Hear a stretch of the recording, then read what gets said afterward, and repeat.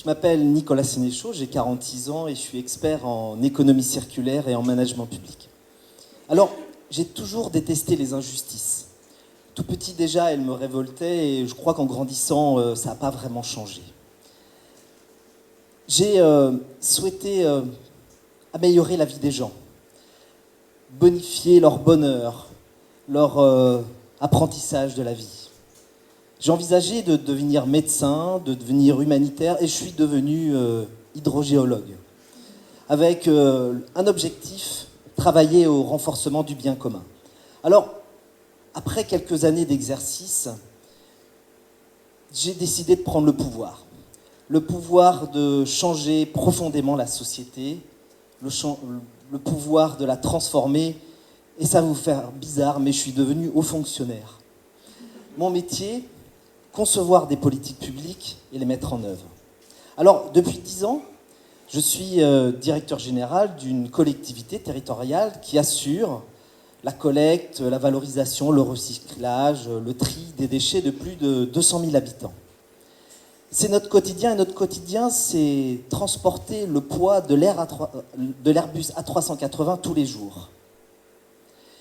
Mais ce quotidien, ce n'est pas tout. C'est aussi une politique publique, notre volonté de changer considérablement votre regard sur les déchets. La gestion des déchets est un vrai projet politique.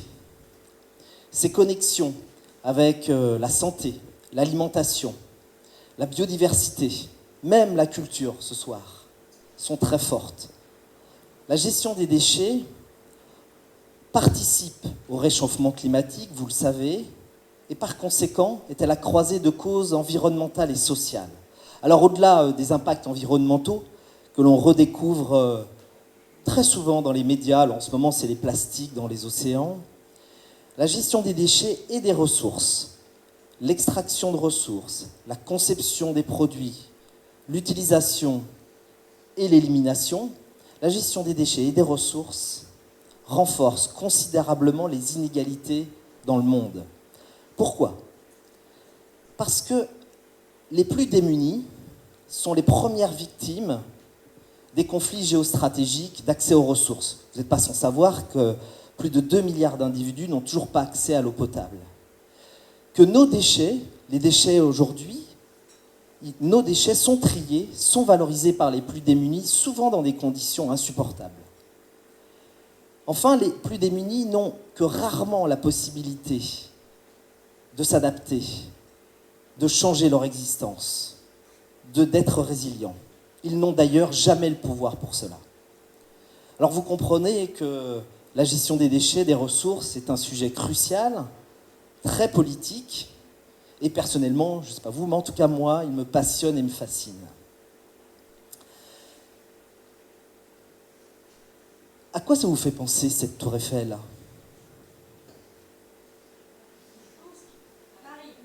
À Paris. Cette tour Eiffel, elle est effectivement à Paris, vous avez raison, c'est bien ça. Cette tour Eiffel, c'est la production de déchets des Français toutes les 10 minutes. Et pour fabriquer les objets qui viennent d'être jetés en 10 minutes, il a fallu extraire, dans le monde entier, 30 tours Eiffel de ressources minières et utiliser l'équivalent, 30 tours Eiffel d'eau potable. Cette tour Eiffel de déchets produite tous les 10 minutes, c'est notre réalité. Une réalité que nous ne voulons pas voir, et pourtant elle est bien là. Alors, cette situation, elle ne peut plus durer. Nous ne pouvons pas attendre que le progrès ou la science s'en charge. Nous vivons à crédit, ou s'il y a des économistes dans la salle, sur nos fonds propres. Alors, en 2014, avec mes collègues, mes collaborateurs, nous avons souhaité vraiment changer les choses. Nous avons souhaité transformer, modifier la pratique des usagers. Alors, pas encore une fois en communiquant, en sensibilisant, en attendant un hypothétique changement de comportement, mais bien en innovant radicalement pour fabriquer la réalité de demain. Alors pourquoi innover ? Parce que le monde des déchets n'a pas évolué depuis 40 ans. Que les mêmes recettes utilisées encore aujourd'hui produirait les mêmes résultats. Et ça, c'est très décevant. Nous nous sommes fait piéger par les gestionnaires de déchets, et j'en fais partie, je sais comment on vous a piégé, en vous disant « donnez-nous vos déchets, on s'en occupe ». Deuxièmement, innover parce que le monde bouillonne aujourd'hui d'initiatives, on l'a vu tout à l'heure, locales, très rapides, portées par des entrepreneurs, des start-up, des associations. Et ce monde, il bouillonne, il va plus vite que les institutions que je représente. Et en tant que responsable d'institution, je me devais d'innover pour rattraper ce monde qui va plus vite que moi. Et enfin, parce que innover, vous le savez, c'est être efficace, c'est être pragmatique, c'est donner de l'espoir. Nous souhaitions trouver des solutions simples et efficaces pour changer le regard des usagers sur leurs déchets, pour leur permettre de moins produire de déchets et de plus recycler. Nous souhaitions, et vous allez vous dire, il est complètement dingue, que le sujet des déchets, qui est un sujet qui est une contrainte aujourd'hui pour nous tous, devienne un sujet sexy. Oui, je le dis, sexy. Alors, avec une équipe atypique, pluridisciplinaire, sociologue, designer, expert en animation, en communication, ingénieur, nous avons créé le premier supermarché inversé. Une véritable innovation de rupture dans le domaine. Alors le contexte, nous avions 2 millions d'euros à investir pour reconstruire une déchetterie. Je ne sais pas si vous êtes déjà allé dans une déchetterie, mais cet équipement conçu dans les années 80 pour traiter le problème des années 80. C'était impossible pour nous de reproduire le même exercice. Alors nous avons créé un supermarché inversé. Alors imaginez un supermarché dans lequel vos déchets deviennent des ressources. C'est vous-même qui placez vos déchets, devenus objets et matériaux, dans des rayons, et dans lequel, gratuitement, vous accédez, et vous pouvez récupérer autant d'objets et de matériaux que vous le souhaitez. Ce supermarché inversé, nous l'avons créé sur une petite commune qui s'appelle Vert, qui a une vingtaine de kilomètres de Bordeaux. Il permet de redonner une seconde vie aux déchets de façon ludique et efficace. Alors, comment ça marche? On l'a dit, on rentre dans un supermarché inversé, les déchets deviennent des ressources, on les place dans des rayons et on peut gratuitement récupérer des objets ou des matériaux. Dès l'entrée, comme dans un supermarché, on est tout de suite happé par 3 totems qui vont vous aider à faire le bon geste, le bon choix. Apportez-vous un objet ou des matériaux? Est-il en état ou à recycler? Est-ce un petit ou un gros volume? Puis, vous rentrez dans un magasin de bricolage assez gros, 5000 m², et vous allez baigner dans le monde de la consommation, avec ses codes, ses rayons, ses caddies. Vous allez ensuite pouvoir accéder à 3 grandes zones qui vont vous accueillir. La maison des objets, le préau des matériaux, et puis une zone un peu plus classique de dépôt, comme dans une déchetterie classique. Dans la maison des objets, vous allez pouvoir apporter des déchets devenus ressources, les placer dans un rayon cuisine, buanderie, hi-fi, technologie, enfance, bricolage, jardinage, sport. Dans cet espace, vous allez pousser le tri au maximum. Vous allez pouvoir recycler de façon innovante les gourdes de compote pour enfants, les capsules de café, les CD, les cartes de fidélité. Ensuite, vous allez pouvoir vous diriger vers le préau des matériaux. Alors, comme son nom l'indique, le préau des matériaux, imaginez, c'est le bonheur des bricoleurs. J'en suis pas un, mais en tout cas, je sais que c'est le bonheur des bricoleurs. De la même façon, vous allez pouvoir accéder à un certain nombre de rayons et y récupérer des parpaings, de la peinture, un morceau de bois, une fenêtre, un câble électrique, une gouttière. Vous allez aussi, dans cet espace, pouvoir naviguer, en tout cas récupérer dans un espace ameublement des chaises, des tables, des lits, un bureau. Et enfin, pour terminer, comme dans une déchetterie un petit peu plus classique, vous allez pouvoir déposer vos végétaux, vos déchets de chantier. Mais, encore une fois, nous avons poussé le concept jusqu'au bout. Dans cet espace, vous pouvez récupérer du bois pour vous chauffer, du compost, des éviers, un bac à douche ou d'autres éléments issus de la maçonnerie.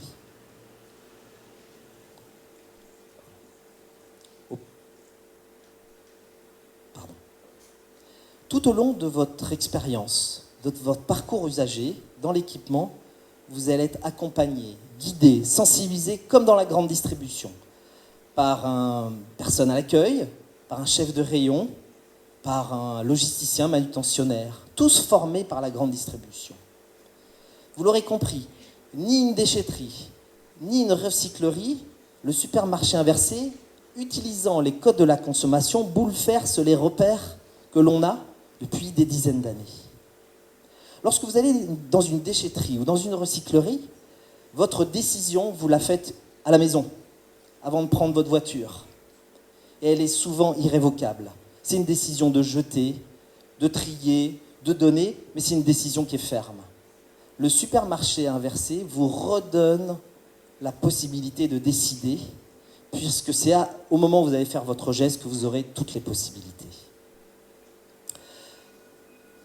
Conçu en 2015 et construit en 2016, le supermarché inversé a ouvert ses portes le 10 avril 2017. Alors imaginez, ouverture VIP, c'est un supermarché quand même. Après un an de fonctionnement, les résultats sont bien au-delà des objectifs que nous étions fixés. D'abord quantitativement, imaginez 30% de déchets évités, 1500 tonnes d'objets et de matériaux échangés entre les habitants. Et c'est 10 000 habitants, petite surface. Moins 65% de déchets destinés à la décharge.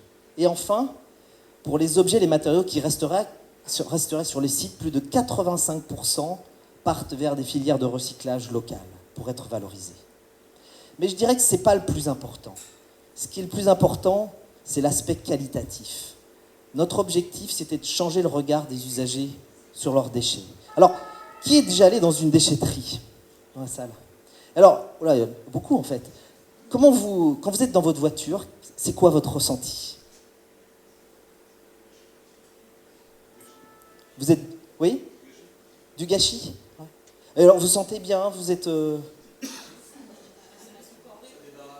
On se débarrasse. Ouais. Dans une déchetterie classique, en général, on est impatient, on est pressé, on a envie de jeter, on veut bien trier, mais bon, il faut que ce soit facile. Statistiquement, on veut rester entre 7 et 8 minutes. Sur le supermarché inversé, on y reste 20 à 30 minutes. Dans un environnement agréable, beau, on y fait des belles rencontres, on y échange des pratiques, on y échange tout un tas d'objets. Bref, c'est quand même plus cool, quoi. Toute la société y défile, à la différence d'une déchetterie. Des jeunes, des enfants, des familles, des couples, des personnes plus âgées. Après un an de fonctionnement, le supermarché inversé va encore plus loin, puisque localement, nous avons travaillé avec des startups, des entrepreneurs, des associations, pour mettre en place localement un écosystème permettant de créer de l'activité économique. Et un certain nombre de nouvelles filières très innovantes, qui devraient, on l'espère, irriguer bien au-delà de la Gironde, permettent, vous le voyez sur cette slide, de réparer, de fabriquer des vélos vintage, des meubles, de recycler les capsules, on a parlé des capsules des cafés, recycler la peinture. Et cet écosystème, il a permis de créer des emplois. Et ces emplois, ils sont non délocalisables. Et ça, c'est important pour nous. C'est important quand on sait que 10 000 tonnes de déchets incinérés ou envoyés dans une décharge créent un emploi. 10 000 tonnes de déchets recyclés créent 10 emplois. 10 000 tonnes de déchets réemployés, réparés, relookés, à votre avis, ça crée combien d'emplois? 100. Alors, c'est vrai que c'est un peu facile, mais en fait, non, c'est 50, mais c'est déjà beaucoup. C'est déjà beaucoup. C'est 50 emplois. Le potentiel est énorme, et en plus, c'est des emplois non délocalisables. La version V2 et la version V3 sont en pleine préparation. Alors, la version V2 sera ouverte aux artisans. Vous imaginez que le préau des matériaux va être quelque chose de plus consistant. Et il permettra également d'apporter des services supplémentaires aux habitants, et notamment des services de réparation.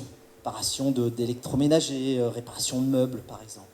La version V3 sera encore plus ambitieuse. Elle prendra évidemment le retour d'expérience de la 1, de la 2, La 3 sera installée en plein centre de la ville de Libourne, sur 11 000 m², et elle accueillera également une galerie marchande dédiée spécifiquement aux objets issus du réemploi.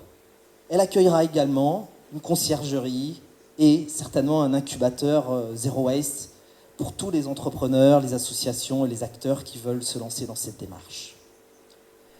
La prise de risque, la logique essai-erreur, le droit à l'expérimentation nous a permis de créer le premier supermarché inversé, un équipement visité par le monde entier. Alors, je vous avouerai qu'il n'y a pas encore de Croates.